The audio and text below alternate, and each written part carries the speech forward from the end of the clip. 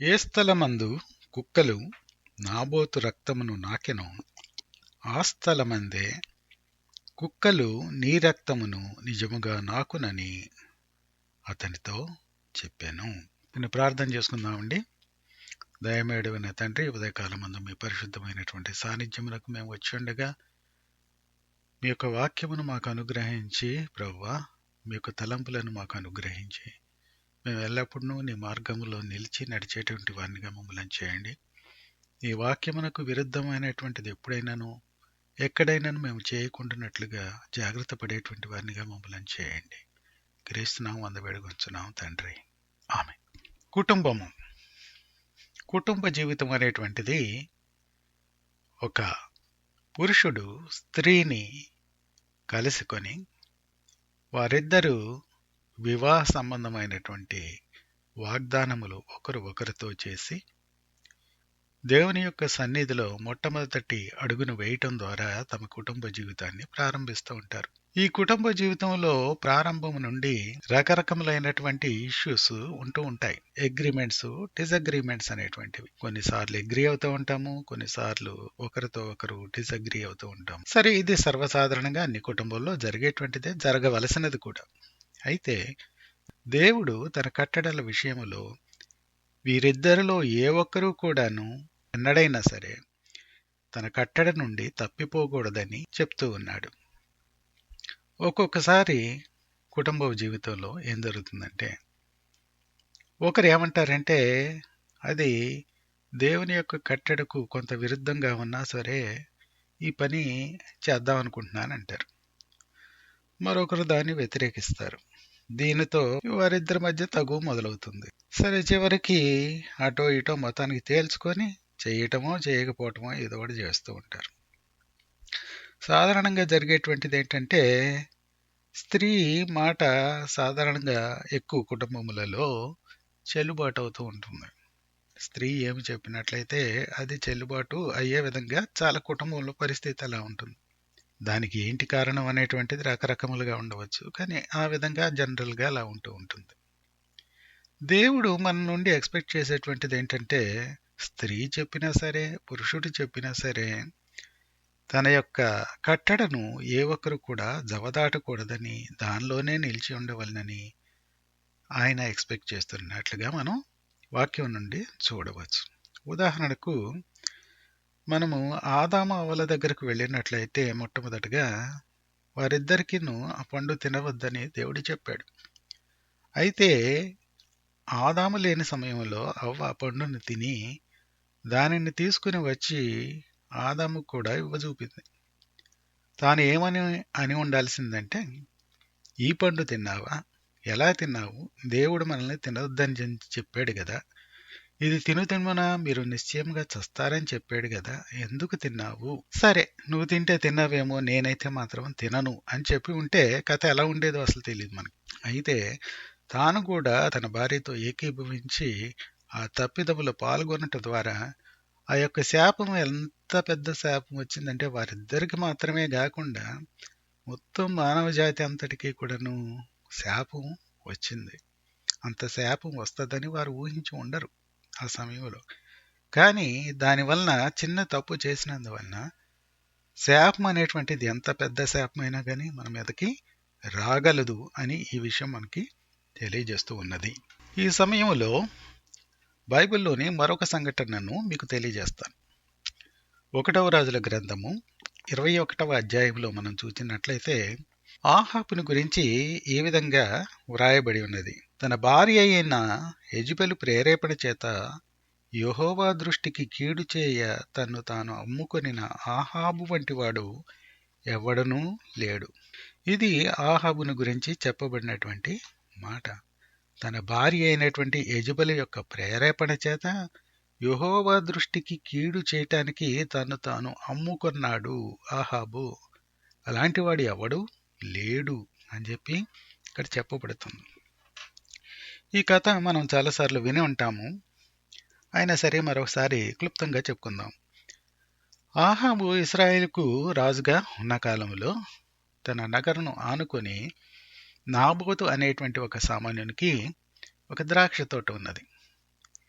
ఇది తన నగరును ఆనుకుని ఉండటం చేత ఆహాబు ఏం చేశాడంటే నాబోతును పిలిపించి, దానిని నాకిమ్ము, దానికి బదులుగా నీకు వేరే ద్రాక్ష తోట నీకు ఇస్తాను కావాలంటే, లేకపోయినట్లయితే దానిని నాకు అమ్ము, అమ్మినట్లయితే దాని విలువెంతో నేను నీకు డబ్బు రూపంలో ఇచ్చేస్తానని చెప్పి అడిగాడు.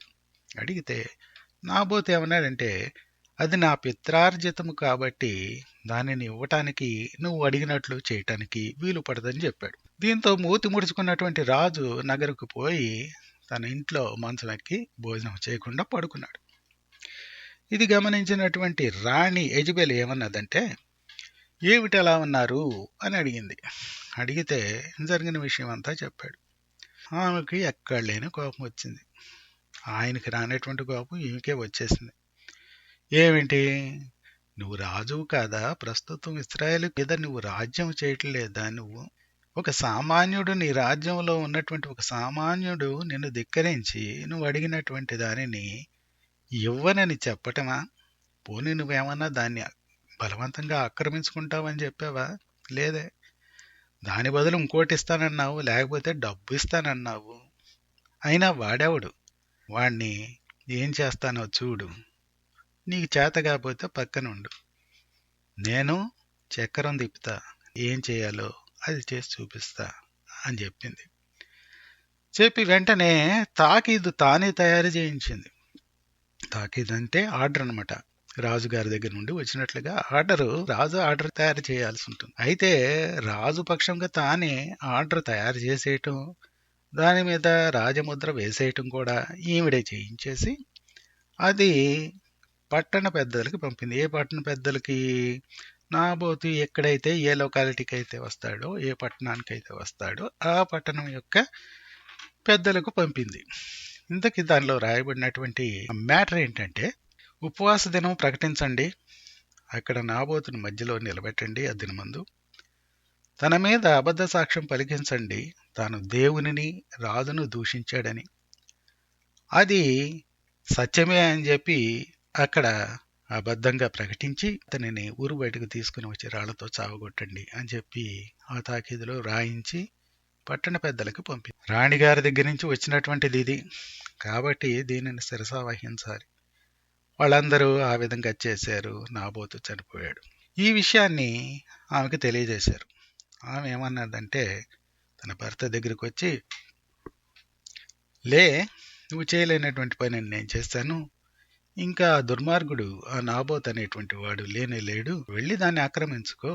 ఇప్పుడు వాడికి రావలసినటువంటి మరి యొక్క ద్రాక్ష తోట రాలేదు, తర్వాత వాడికి డబ్బు రాలేదు, వాడు ప్రాణాన్నే పోగొట్టుకున్నాడు, ఏమనుకున్నాడు వాడు అని చెప్పి ఉసిగొలిపింది. దాంతో రాజు బయలుదేరి దాన్ని ఆక్రమించుకుంటానికని చెప్పి ఆ తోట దగ్గరికి వెళ్ళాడు. అయితే దేవుడు చూస్తూనే ఉన్నాడు ఈ విషయాన్ని అంతటినీ కూడా. తాను తిష్బీయుడైనటువంటి ఏలియాకు వాక్కు పంపి, నువ్వు వెళ్ళి ఈ విధంగా ఆహాబుతో చెప్పవలసినటువంటి మాటలు చెప్పు. ఇక్కడ చూసినట్లయితే మనకి ఏలియా ఆహాబుకు ఏమని చెప్పావంటే, యెహోవా సెలవిచ్చినదేమనగా, దీన్ని స్వాధీనపరచుకొనవలనని నీవు నాబోతును పంపితివి కదా. ఏ స్థలమందు కుక్కలు నాబోతు రక్తమును నాకెను, ఆ స్థలమందే కుక్కలు నీ రక్తమును నిజముగా నాకునని అతనితో చెప్పెను. అంతటా ఆహాబు ఏలియాను చూచి, నా పగవాడా, నీ చేతిలో నేను చిక్కుబడితినా అని పలుకగా, ఏలియా ఇట్లనెను, యెహోవా దృష్టికి కీడు చేయుటకు నిన్ను నీవే అమ్ముకొని ఉన్నావు గనుక నా చేతిలో నీవు చిక్కుబడితివి. అందుకు యెహోవా ఇలాగు సెలవిచ్చెను, నేను నీ మీదికి అపాయం రప్పించెదను, నీ సంతతి వారిని నాశనము చేతును, అల్పులేమి ఘనులేమి ఇశ్రాయేలు వారిలో ఆహాబు పక్షమున ఎవరనూ లేకుండా పురుషులనందరినీ నిర్మూలము చేతును. ఇది ఏలియా ద్వారా ఆహాబుతో దేవుడు పలికించినటువంటి మాట. ఈ విధంగా తనకు వాక్కు వచ్చిన తర్వాత వచనములలో మనం ఏం చూస్తామంటే, ఆహాబు ఆ మాటలు విన్నప్పుడు తనను తాను తగ్గించుకొని పశ్చాత్తాపపడి, ఎందుకు ఇలా చేశానా అని చెప్పి తాను గ్రహం కలిగి మొరపెట్టినందువలన దేవుడు ఏమంటాడంటే, చివరిలో 27 అండి 27వ వచనం, ఆహాబు ఆ మాటలు విని తన వస్త్రములను చింపుకొని గోనెపట్ట కట్టుకుని ఉపవాసం ఉండి గోనెపట్ట మీద పరుండి వ్యాకుల పడుచుండగా యెహోవా వాక్కు తిష్బీయుడైన ఏలీయాకు ప్రత్యక్షమై ఇలాగ సెలవిచ్చెను. ఆహాబు నాకు భయపడి వినయముగా ప్రవర్తించుట చూచితివా? నాకు భయపడి అతడు వినయముగా ప్రవర్తించుట చేత ఆ అపాయమును అతని కాలమునందు సంభవింపకుండా ఆపి అతని కుమారుని కాలమునందు అతని కుటుంబీకుల మీదకి నేను దాన్ని రప్పించేదను. ఎప్పుడైతే ఆహాబు తనను తాను తగ్గించుకొని పశ్చాత్తాపడినాడో దేవుడు తన మీదకు రావలసినటువంటి ఆ యొక్క శిక్షని తన కాలంలో కాకుండా తన కుటుంబము అంటే తన యొక్క కుమారుని యొక్క కాలంలో వచ్చేలాగా దాన్ని పోస్ట్ పోన్ చేయటం అనేటువంటిది మనం చూస్తున్నాము.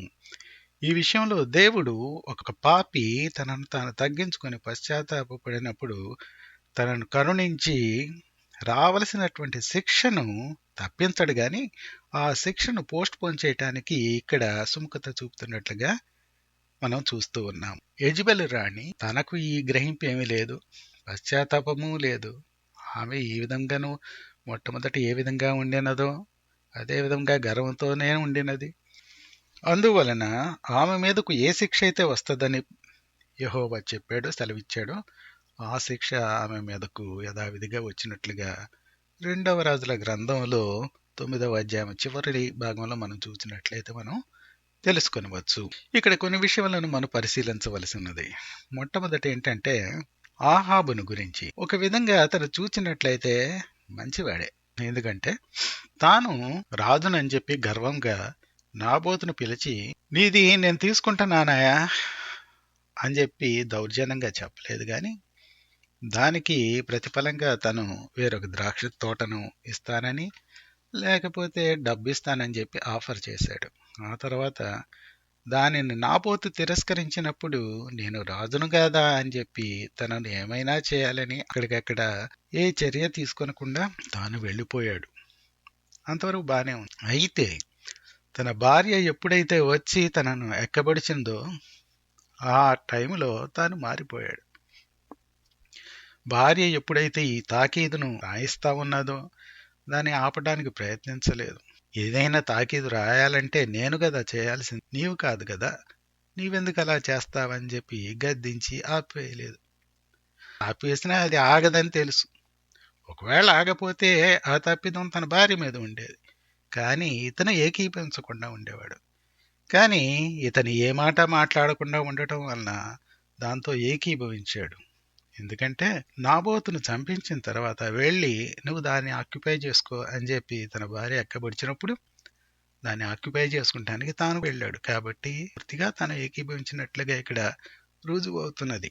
తరువాత తిష్బీయుడైనటువంటి ఏలియా తన యొద్దకు వచ్చి ఆ దేవుని యొద్ద నుండి వచ్చినటువంటి ఆ వార్తను తనకు తెలియజేసినప్పుడు తను తగ్గించుకున్నాడు, గ్రహించుకున్నాడు, పశ్చాత్తాపడినాడు. ఈ విధంగా ఒక విధంగా తను మంచివాడని చెప్పొచ్చు. అయితే తన భార్య అయినటువంటి యెజెబెలు ప్రేరేపణకి తాను యెహోవా దృష్టికి కీడు చేయటానికి సహా తాను అమ్ముకున్నాడు. కాబట్టి అలాంటి విషయాన్ని బట్టి దేవుడు ఆ యొక్క పనిష్మెంట్ని తీసివేయలేదు, దాన్ని పోన్ చేసినాడు తప్ప దాన్ని పూర్తిగా క్యాన్సిల్ చేయటం అనేటువంటిది జరగలేదు.